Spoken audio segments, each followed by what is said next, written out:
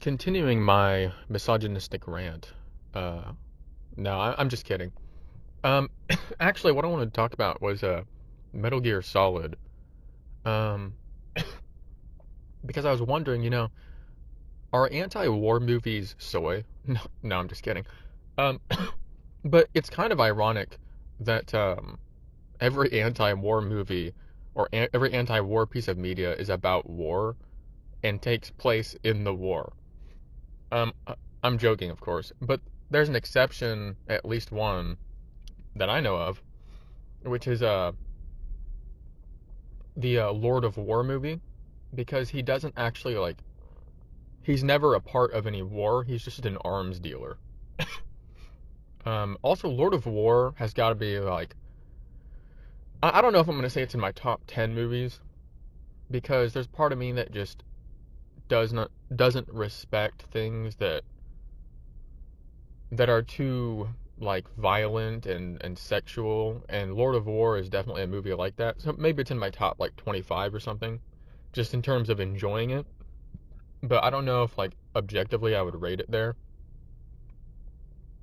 Um, but yeah, so Lord of War is a is a very fun movie to watch, and I might watch it again sometime soon. Um, but Metal Gear Solid 5, I remember there's this video. There's kind of like this when Metal Gear Solid 5 came out. I never was into Metal Gear at that point. I wasn't there for the hype or anything like that.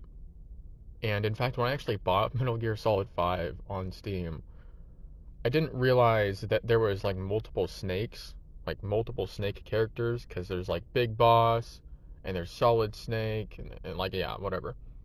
And I thought that the fifth game would be the fifth chronologically. Um, and I was so confused. I had no idea what was going on. I got so annoyed with the game. But that's kind of my fault. If you're starting a series and you're not starting at the beginning and you're not knowing what you're getting yourself into, that's definitely my fault. But I've still, after all these years, and I've put over 100 hours into Metal Gear Solid 5, I love the game, but I don't like it at all. Um, and I just think it's garbage, hot garbage, but I like it so much. And I love it so much. I don't like it. Or maybe I like both, but I hate it at the same time. Um,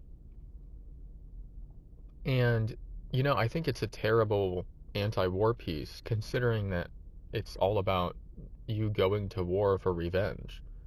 And I don't know, because it's it's just stupid because it's I can't believe it. Whoa! I can't believe I willingly chose to build Mother Base and to be a mercenary and to take these jobs and to go to war and kill people. I'm really feeling the phantom pain right now. It's just kind of dumb. I don't know, because it's all willful. As soon as the game starts, everything that you get yourself into, you did all that. You didn't have to do any of that. It doesn't matter that you were brainwashed. If you didn't want to go to war, you didn't have to. At least the character who is Big Boss, who takes the role of Big Boss, um, he didn't have to do any of that. He could have been actually, screw you, cause I'm gonna go do something else because revenge is a dish best served cold, and I prefer my meals hot, fresh from the microwave. So I'm going to go live my life as a bachelor, um, and buy a dog, and live in a cabin in the woods, um, and have TV steak dinners or something. So, you know, he could have done that. What Phantom? What's his name? Punished Snake could have done that. I almost said Phantom Snake. Um, Kazuhiro's speech is really good, and there's a lot of stuff in the game. Basically, I'm wondering, is Metal Gear Solid 5 even a good game at all? Because it's a good. The cinematography and the graphics are awesome, And I gotta admit, I like crawling around on the ground like a worm, um, in a stealth game, or just like in general in a military game, getting on the ground and crawling around, because that's what you would do if you were in danger of getting shot at, or if you were actually trying to be stealthy. You would lay down on the ground, maybe not like 10 feet away from somebody like you do in the game, but like if you were going through across a field or something, you would lay down. And I don't know, I like the crawling in the game. Like that's my favorite feature of the game is the crawling. Everything else I don't really care that much about. I don't even like most of the gadgets. I just like crawling around in stealth. Um, and yeah, I don't think that Metal Gear Solid 5 is a very good game. Like some of the cutscenes are really cool. I can't get over the character Quiet, like how garbage she is. Um, I understand just because the story is tragic doesn't mean that it's a good or interesting or fun story. Like it just, and cause I'm not too like I'm not super like nerdy about the lore or like the story anyway, so I couldn't really fully explain to you what happened, but I have had what happened explained to me in very deep detail because there is that YouTube video that has a couple million views. It is called Metal Gear Solid V is a misunderstood anti-war masterpiece. And that video, that video explains like everything, and it brings you to the back to the connections of like the Moby Dick story. So like he really like knows what he's talking about. Um, at least I'm thinking that's the right video, and that was a really good video. But it doesn't make me actually like the game anymore. It just kind of makes me like what the game's experience could have been for me because I guess I've played the game like 2 or 3 times now. Not all the way through. Well, maybe maybe I don't know. I've definitely completed it all once. I don't think I got all the way through twice. Um, but I've started up the main story at least 3 times, I think. Um, and the first mission was always my favorite. And I know that everybody says that it's awful and like they hated it. And the third time, I definitely wasn't into it because what I was going into the game for at that point was different. But when I first launched the game and I played that first mission, my impression was that the rest of the game was going to play like that, and I was perfectly fine with that. Um, I just thought that's how it was going to be. But it was so cinematic and it was so interesting at that first level. You were getting all these questions like, who's that guy? Like, why am I even being hunted down? Like, that sort of thing. And I wasn't really able to get the answers to those questions. Like, I didn't know who these characters were and stuff like that, right? um, so I really just ended up hating it. Like, I really ended up despising the game, and I just did not like it. And maybe I shouldn't question whether or not it's a bad game, but I guess I just wanted to talk about it because it's like I just personally don't like it, I can at least say that. Whether or not, but I like the aesthetic, and I think that's what everybody else, for the most part, likes about it. I know that there's some people that unironically enjoy the game's story and like the characters, and that's fine. I think that Kazuhira Miller is a cool character. I don't really care about Ocelot, I guess. Punished Snake isn't really very interesting to me. Quiet's not very interesting. Honestly, Kaz is probably my favorite character because he's just so cool. He's got the beret and the sunglasses and stuff like that, and he's got a cool voice and everything.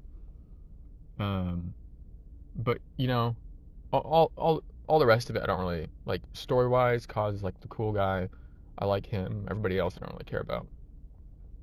But I like Kaz, his like lore. I thought it was so interesting when I learned that, like spoiler, that he actually is dead in the very in the first Solid Snake game. Like what is it?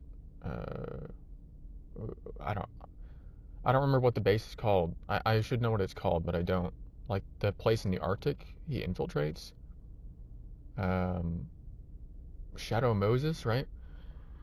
Like Kazuhira Miller was killed in his house, and that was his end. Like, he was just assassinated and like body replaced by one of the snakes. And that's just such an interesting end to me for a character that later on showed up in the games with such a big role. And it's such a realistic end too for a retired military guy. Um, so there's things like that that I like about Metal Gear, but in general, I don't respect a lot of things. I don't respect all the sexualization in the game. Um, I don't really respect a lot of the violence. I think that the anti-war messaging is kind of stupid and ironic because the whole games are about war and having fun in the war. And I think if you're trying to do an anti-war piece, then you shouldn't make it so fun to like be at war and killing people. Um, yeah, cause I don't know. But dang, there was some other segue I was about to go into, but I'm not sure I really have much else. I think that the Metal Gear memes, a lot of them are great. I think that the character of Punished Snake looks cool. Um, and yeah, it's like the cutscenes of the game, so good. The sound design, just the visuals of the whole game. Like, I like it, but it's like there's no real substance to it that I actually enjoy for the most part, which is a real shame. And yeah, I'm not sure I have much else to go on here. It's been a while since I really played any games. I have a coworker who keeps telling me that I'm missing out on newer games, and I just don't really believe it because I look at them and you know, I don't know, there's something wrong with them. Um, like I don't know. I don't they're too like I don't know what it is. Um, it's soy. Like there's things that are soy, and I'm kind of like I'm not the most masculine person or anything, and it's not like I think like death and war and stuff is super cool or anything because I don't. I think it's lame. But you know what else is soy is the depictions of Gordon Freeman by the Half-Life fan base. I don't like it because it's like, why are you suddenly making him this like PTSD guy? Like, cause I don't know, like he's not supposed to be like that in my opinion. He's supposed to be, like his face is blank. His voice, there's no voice. Um, like he's not supposed to have like a deep personality like that. Like he's a silent protagonist. So like there's nothing in the games that suggests that he's this guy who's suffering from PTSD and sadness, and it's like watching all of his friends die. It's like obviously that's horrible, but he's not supposed to be this character that has all this personality. So I don't know, I just don't like it very much. And I think it's kind of presumptuous, I guess, to interpret the character that way. Like, just because you go to war doesn't mean that you will have PTSD, because there are vets who do not get PTSD. Like, they had fun. And that's kind of messed up to have fun. Um, but there's also people in between. Like, you don't have to have fun or be traumatized. You can just be somewhere in the middle. Like, I did what I did and it happened, but now I'm living my life. And I'm not at all being like, if you actually have PTSD from real war, then you're soy. It's just that, like, Redditors or something are always making everything, like, about mental illness, and PTSD is one of them. You know what I mean? It's like, everything is about, like, anxiety or PTSD or depression.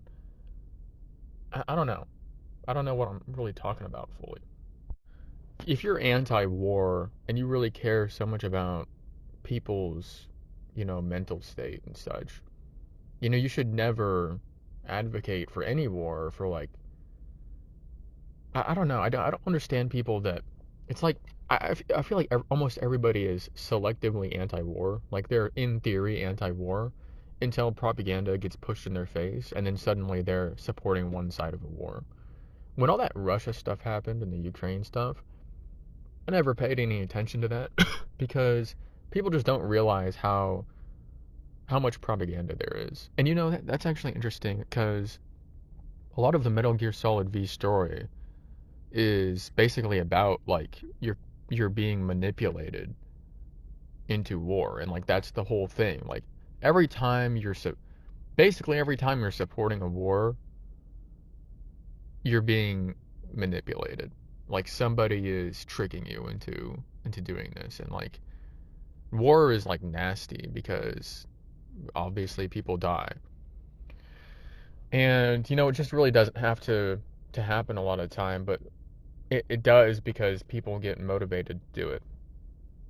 Um, you know, one of the best examples in fiction that I've actually seen of how propaganda can work um, is the recent Hunger Games novel about Haymitch's game. Uh, what was it called? Sunrise on the Reaping. Because he does all of these things outside and inside the arena. Like when he's preparing to go in and he's in there and he's being on television, he does all these things to try to paint his character a certain way and basically to try to incite a rebellion of some kind. And he tries to put it all on TV so that people in the districts and in the capital will see it. And then the capital just removes all of it.